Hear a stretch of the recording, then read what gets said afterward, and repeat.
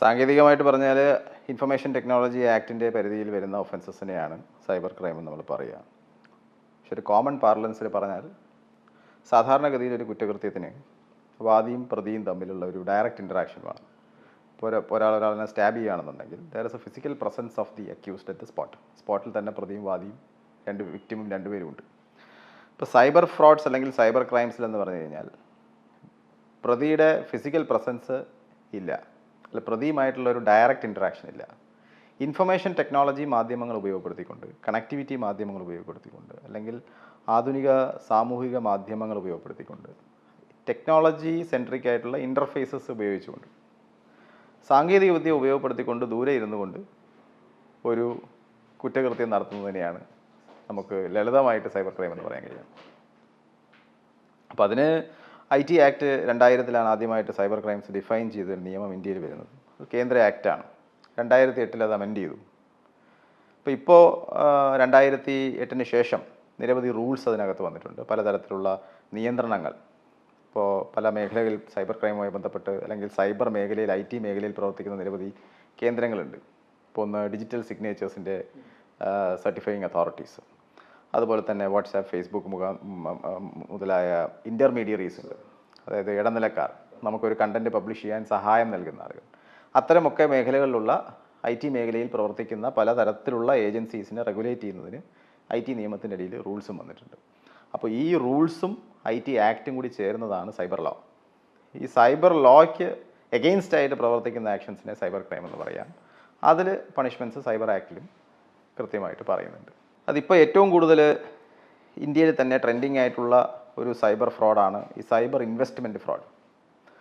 കൂടുതലും ഫേസ്ബുക്കിലൂടെ അല്ലെങ്കിൽ ഫേസ്ബുക്ക് ആഡുകളിലൂടെ അല്ലെങ്കിൽ ഗൂഗിൾ ആഡുകളിലൂടെ അല്ലെങ്കിൽ വാട്സാപ്പിലോ ടെലിഗ്രാമിലോ കൂടെ നമ്മളെ കൃത്യമായി സ്റ്റഡി ചെയ്തതിന് ശേഷം, നമ്മുടെ സോഷ്യൽ മീഡിയ അനാലിസിസ് നടത്തിയതിന് ശേഷം, നമ്മുടെ പ്രൊഫൈൽ മനസ്സിലാക്കിയതിന് ശേഷം, നമ്മുടെ സാമ്പത്തികമായിട്ട് നമുക്ക് കേപ്പബിൾ ആണ് എന്ന് മനസ്സിലായതിന് ശേഷം നമ്മളെ ക്രിമിനൽസ് അപ്രോച്ച് ചെയ്യുകയാണ്.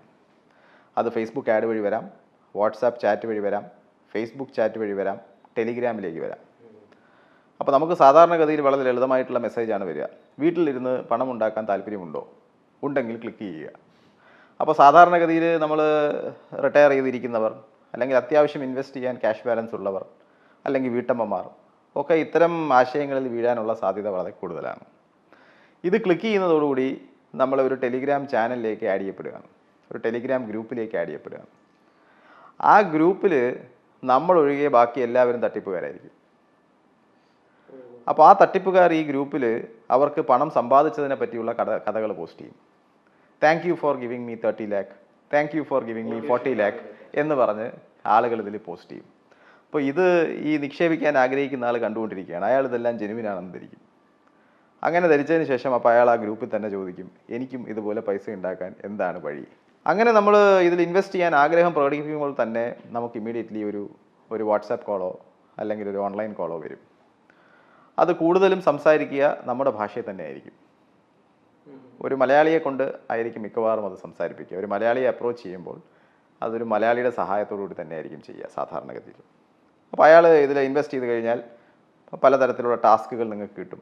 ആ ടാസ്കുകൾ നിങ്ങൾ കംപ്ലീറ്റ് ചെയ്യുമ്പോൾ നിങ്ങൾക്ക് പൈസ ഇരട്ടിച്ച് കിട്ടും, അല്ലെങ്കിൽ 3 ഇരട്ടിയായി കിട്ടും എന്നൊക്കെ പറഞ്ഞ് വളരെ വിശ്വസനീയമായി സംസാരിച്ചുകൊണ്ട് അവരെ ട്രാപ്പ് ചെയ്യും. ആദ്യഘട്ടത്തിൽ ആരും 10 ലക്ഷവും 50 ലക്ഷവും ഒന്നും ഇൻവെസ്റ്റ് ചെയ്യില്ല. സാധാരണഗതിയിൽ നമ്മൾ അത്രയും പ്രിക്കോഷൻ കാണിക്കുമെന്ന് അവർക്കറിയാം. അപ്പോൾ ആദ്യം നമ്മളൊരു 10,000 രൂപ നമ്മളെ കൊണ്ട് ഇൻവെസ്റ്റ് ചെയ്യിക്കുമ്പോൾ അതിനൊരു 20,000 രൂപ നമുക്ക് റിട്ടേൺ തരും. അത് നമ്മുടെ അക്കൗണ്ടിൽ ആ പണം വരും. അത് നമ്മുടെ കോൺഫിഡൻസിൽ എടുക്കുന്നതിന് വേണ്ടിയിട്ടാണ്. അതിനുശേഷം അവർ പറയും അടുത്ത 5 ലക്ഷം. 5 ലക്ഷം ഇൻവെസ്റ്റ് ചെയ്ത് കഴിയുമ്പോൾ അവർ പറയും ഇനിയിപ്പോൾ നിങ്ങൾക്ക് വിഡ്രോ ചെയ്യണമെന്നുണ്ടെങ്കിൽ 50 lakh എത്തിയാലേ നിങ്ങൾക്ക് വിഡ്രോ ചെയ്യാൻ പറ്റുള്ളൂ. അപ്പോൾ അവരിങ്ങനെ കൂടുതൽ ഇൻവെസ്റ്റ് ചെയ്യും. ഇൻവെസ്റ്റ് ചെയ്യുന്നതനുസരിച്ച് ലഭിച്ച തുകയുടെ കണക്ക് ഈ വെബ്സൈറ്റിൽ കാണിക്കും. അപ്പോൾ 20 ലക്ഷം ഇൻവെസ്റ്റ് ചെയ്യുന്ന ഒരാൾക്ക് യു ഹാവ് 130 lakhs എന്ന് വെബ്സൈറ്റിൽ കാണിക്കുന്നുണ്ടാവും. 40 ലക്ഷം ആകുമ്പോൾ യു ഹാവ് 1 crore. 50 lakhs ആകുമ്പോൾ യു ഹാവ് 1.5 crore. അപ്പോൾ 50 ലക്ഷമായി 1.5 കോടി അയാൾക്ക് കിട്ടിയിട്ടുണ്ടെന്നുള്ള ധാരണയിലാണ് അയാൾ ഇരിക്കുന്നത്. അപ്പോൾ അത് വിഡ്രോ ചെയ്യാൻ ശ്രമിക്കും. വിഡ്രോ ചെയ്യാൻ ശ്രമിക്കുമ്പോൾ പറയും ഇതിലൊരു ചെറിയ ടാക്സേഷൻ്റെ പ്രശ്നമുണ്ട്, ഒരു 10 ലക്ഷം കൂടി ടാക്സ് അടയ്ക്കാൻ പറയും.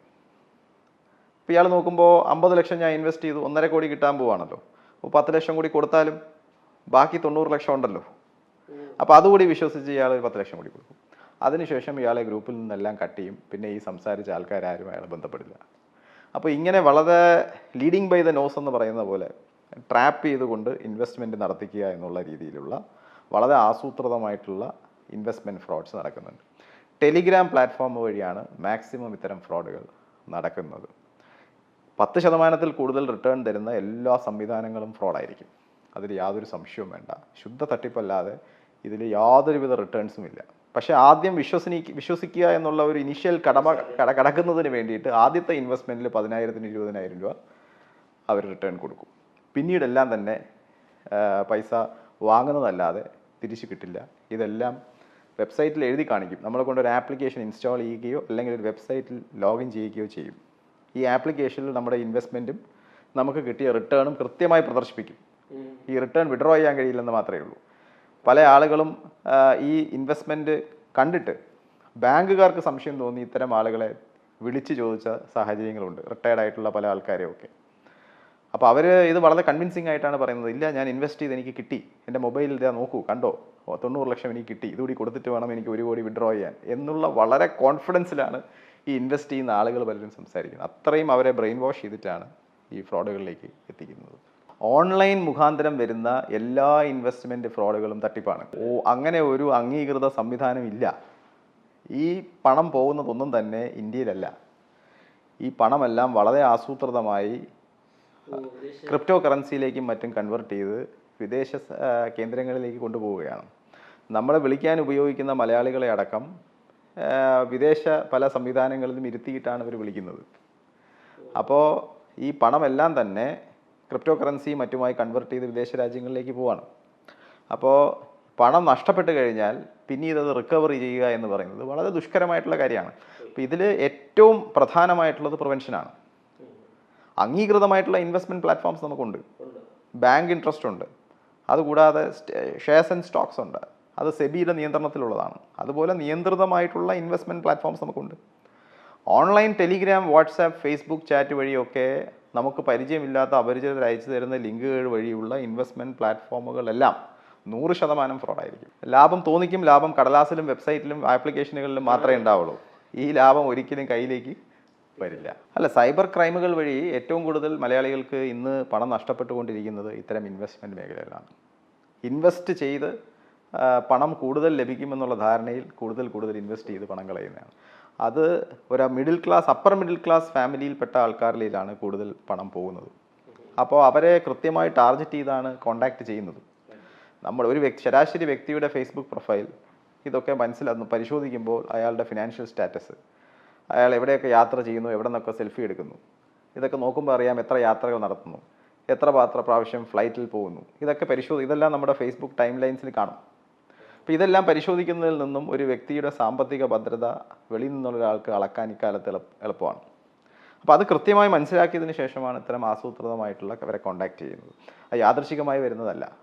ഇപ്പോൾ എനിക്ക് ഇന്നേ വരെ അങ്ങനെ ഒരു ലിങ്ക് വന്നിട്ടില്ല. കാരണം എൻ്റെ പ്രൊഫൈൽ നോക്കുമ്പോൾ അവർ കൃത്യമായി മനസ്സിലാവുന്നത് പോലീസുമായി ബന്ധപ്പെട്ട ഒരാളാണെന്നുള്ളത്.